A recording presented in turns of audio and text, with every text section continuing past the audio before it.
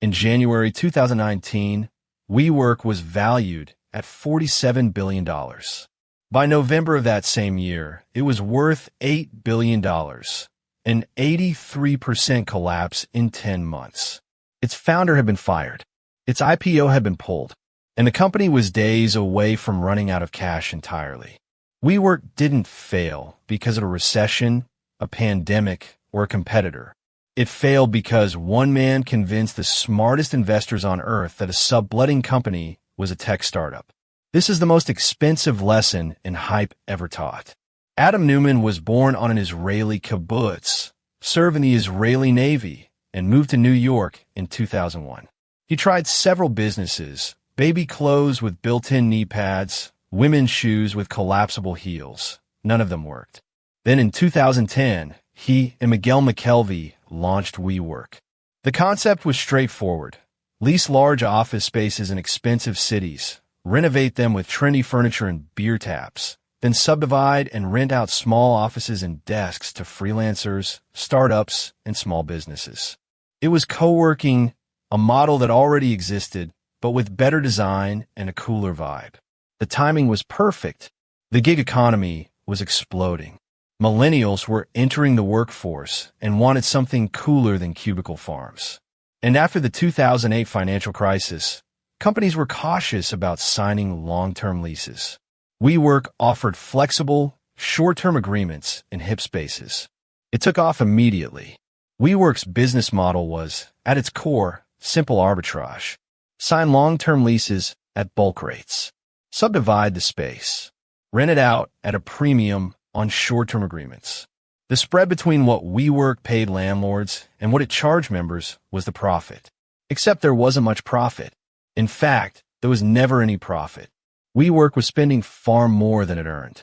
For every dollar of revenue, the company spent roughly $2. The renovations were expensive: designer furniture, custom lighting, kombucha on tap. And Neumann was expanding at a manic pace. From one location in 2010 to over 800 locations in 124 cities by 2019. Growth was the only metric that mattered. This is where Masayoshi Son enters the story. Son is the founder of SoftBank, a Japanese investment conglomerate, and the architect of the $100 billion Vision Fund, the largest technology investment fund in history. In 2017, Son reportedly toured a WeWork space with Neumann for about 12 minutes, then offered to invest $4.4 billion. 12 minutes. The story goes that Son told Neumann he wasn't thinking big enough, that he should be even more aggressive with expansion. SoftBank's investment inflated WeWork's valuation to absurd levels. By January 2019, WeWork was valued at $47 billion, making it the most valuable startup in America after Uber. To justify that number, WeWork and its investors were telling a specific story. WeWork wasn't a real estate company. It was a technology company, a physical social network, a platform for creators. Neumann talked about WeWork's energy and community, the way Silicon Valley founders talked about algorithms and network effects. But there was no proprietary technology. WeWork's platform was desks, glass walls, Wi-Fi, the same Wi-Fi you get at Starbucks. Comparing WeWork to a tech company was like calling a gym with nice equipment a biotech firm. Then came the S-1 filing. In August 2019, WeWork filed its IPO prospectus, and for the first time, the public could see the actual numbers. What they found was staggering. WeWork had lost $1.9 billion in 2018 on $1.8 billion in revenue. They were losing more money than they made. The company had $47 billion in long-term lease obligations, essentially debt, against a rapidly declining ability to fill its spaces. The document mentioned the word community 150 times and the phrase elevate the world's consciousness multiple times. It read less like a financial disclosure and more like a cult manifesto. The S-1 also revealed Adam Neumann's personal dealings, which were jaw-dropping. Neumann had personally purchased buildings and then leased them back to WeWork, essentially paying himself rent with the company's money. He had trademarked the word "we" and charged the company $5.9 million to use its own name. He had taken out personal loans of over $740 million secured against his WeWork stock.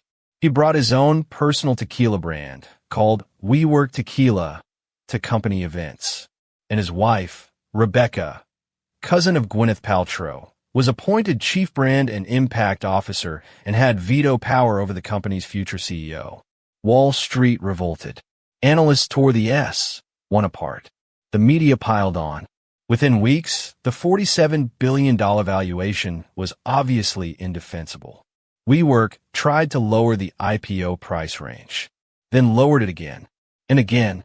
Finally, in September 2019, they pulled the IPO entirely. The board forced Adam Neumann to resign as CEO. As part of his exit, SoftBank paid Neumann a $185 million consulting fee and bought $578 million of his stock. The man who nearly bankrupted the company walked away with roughly $1 billion. SoftBank had to pour an additional $9.5 billion into WeWork just to keep it alive. The company laid off thousands of employees.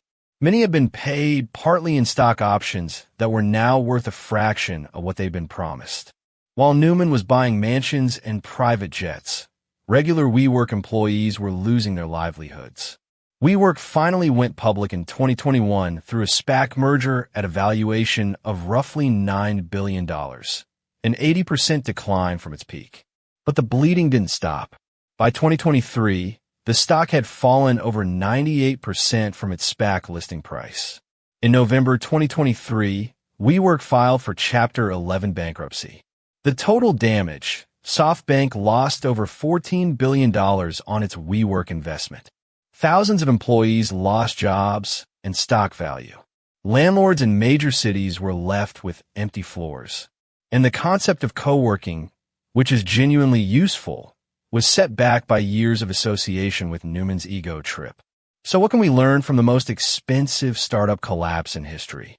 Lesson 1. Narrative is powerful and dangerous. Adam Neumann convinced investors that a subletting business was a technology company, and that story added $40 billion to WeWork's valuation. When you strip the narrative away, the fundamentals were always broken. In any investment or business, always ask, what is this company without the story? Lesson 2. Growth without unit economics is just expensive dying. WeWork grew to 800 locations in 9 years while losing money on every single one. Growth only creates value when each unit of growth is profitable or has a clear path to profitability. Scaling a broken model just scales the losses. Lesson 3. Governance matters.